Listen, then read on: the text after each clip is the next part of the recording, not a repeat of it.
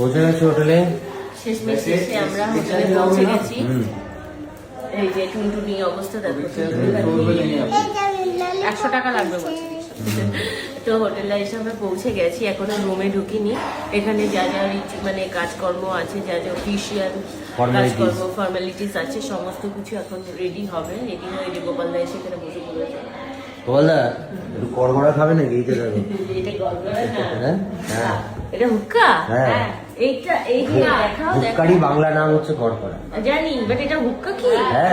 এটা show show আর এটা হুক্কা খাওয়া যায়, ইউজ করা যায়।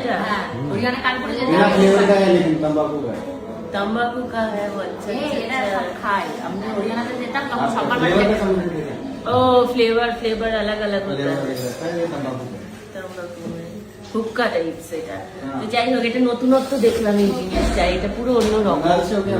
হ্যাঁ হ্যাঁ, মানে পিতলের মনে হয় এটা, পিতলের, ওই জন্য পুরো অন্য রকম জিনিসটা। তো যাই হোক, হোটেলে ঢুকে একটা অন্যরকম জিনিস দেখলাম, আর আমরা হোটেলেও ঢুকে গেছি, এখনো রুমে ঢুকিনি। রুমে ঢুকিয়ে তারপর তোমাদের দেখাবো।